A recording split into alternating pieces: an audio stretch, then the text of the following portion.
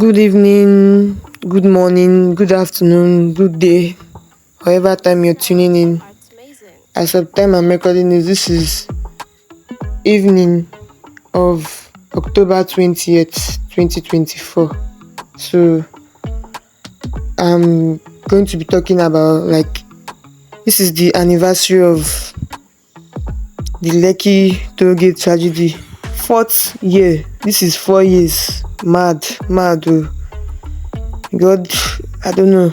Should I say God have mercy? God don't they get mercy on us all this while, and we are still moving. Yeah, I just want to say, what are we doing in this country? Who are we? What is our name about? Why are we together? Why are we doing this? It has not really worked. There was a day my pastor in a Baptist church came out and said every year we pray for the next year to be better. But ask yourself, the past year, was it good? Fine, maybe the year coming is probably going to be worse. I mean, we're talking about 2020, that year or more. I can remember, I think that was for many people that would be like the last year they stopped paying attention to when we pray and do prophecies. This one go happen, billionaire year. I guess some people became millionaires in that year, for a whole different reason that they would have thought, but you just know that the prophecy they were prophesying was not for YouTubers and streamers, young people like that. Maybe they were prophesying to the family men that food their church. But the point I'm trying to make is, every year it seems things are getting worse, and even the year that has passed hasn't been good. When have things ever been good in this country, Nigeria? Let's take a look at our history. Even those years that they will go look back on, oh, they were good. For where they were military rule. If you read books like Popular Hibiscus, I know those are books, but those are expression of how the times were. Look at I'm talking about books I read, like Popular Hibiscus and Americana. So in Americana, what even happened there, safe? Yeah, Obinze tried to travel abroad. They were trying to japa. This japa thing did not start now. They were trying to japa since, and it didn't work out for Obinze. It worked out for the Ifemelu, the main character of the book. Why were they trying to japa? Strike, university strike. This university strike thing is not today.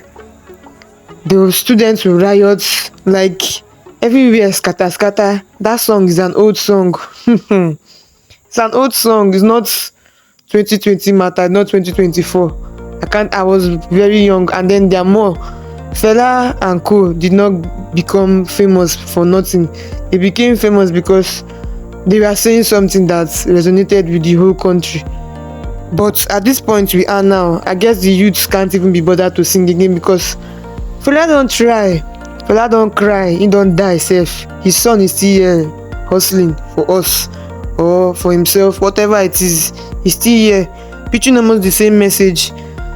There's a place I was going to sit once, like a lounge, and they play Fela's song, and he was like, that song where he sang "Thank you, my mama," and he was yelling it out for some I think over a minute. But once it's over a minute, stop counting for some time, and we said it so many times, and I'm like, yes, we know, but you can just hear the pain. Why did they kill his mother?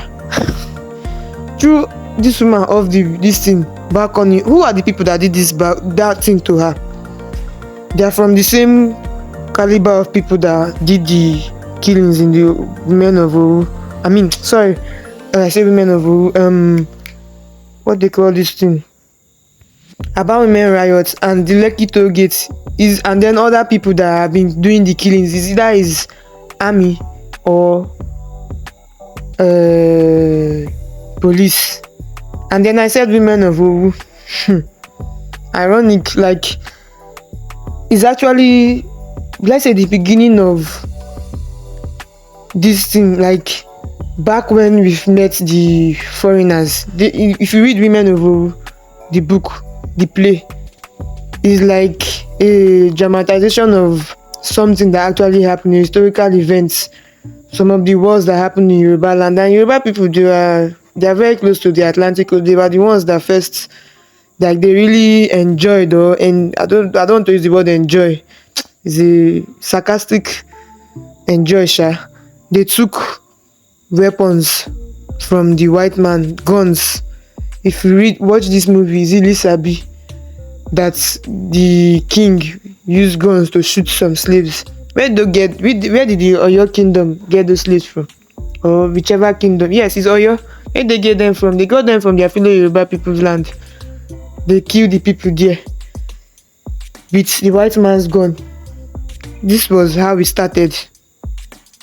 Oh, fine, we were warring against each other, but the point now is, why are we together if we were never even friends in the first place?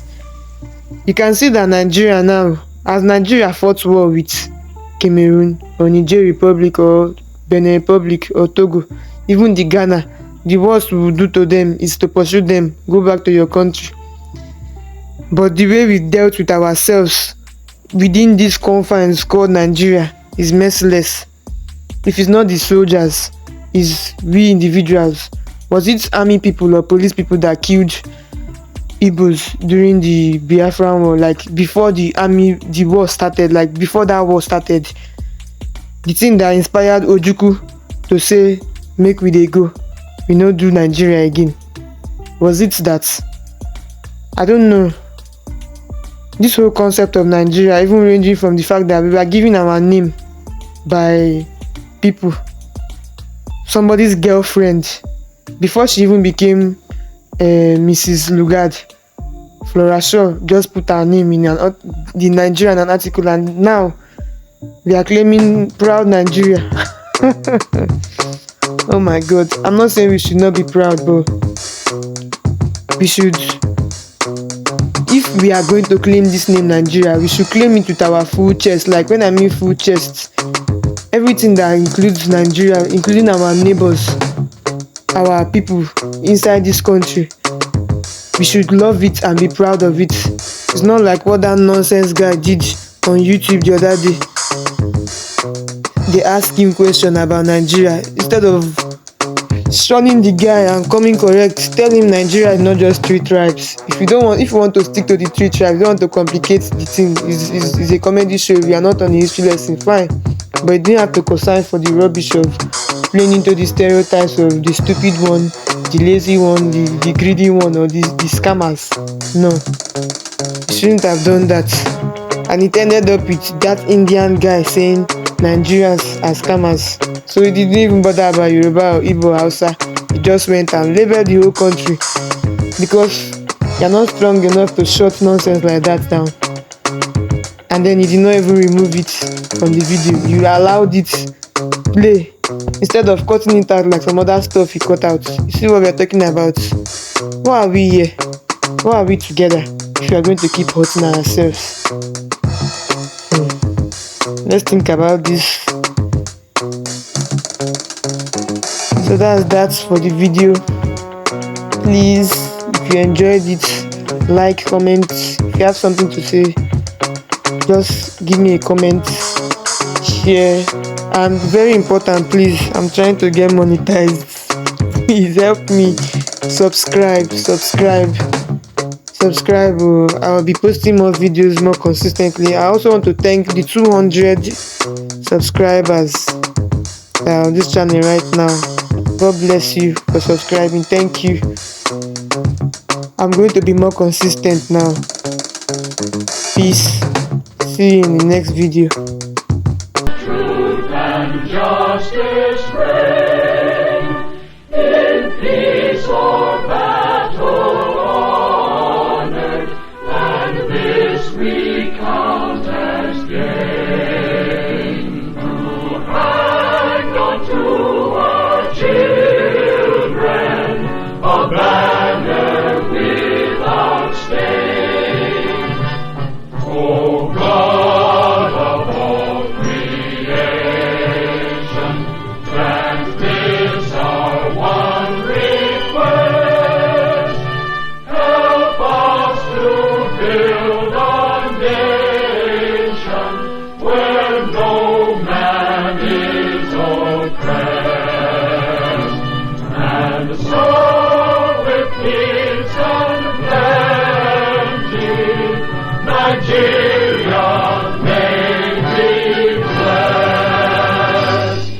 born in 1960, but I heard of Dr. Kalu Ezera, who had suggested in 1960 that Nigeria should change to Songhai, because you know the great empires in West Africa, you had Guinea, you had Ghana, you had Mali, and then you had Songhai.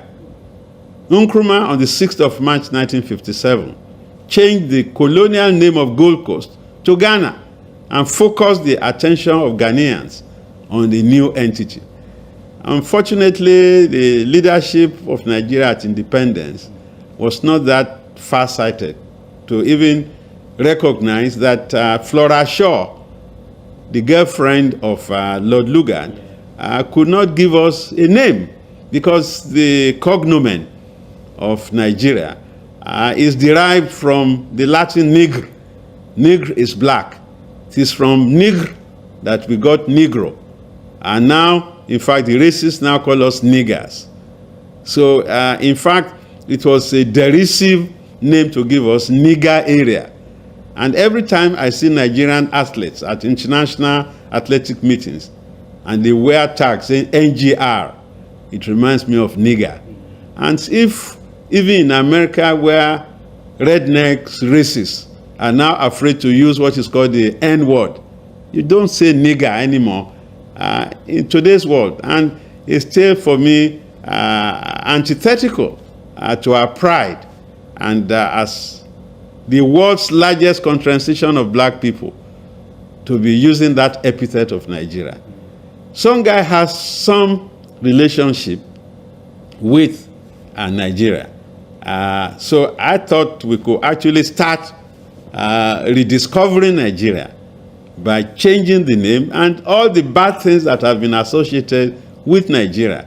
Nigeria is not a name that I'm proud of, which, as I say, it does damage and violence to our worth, you know, as Africans.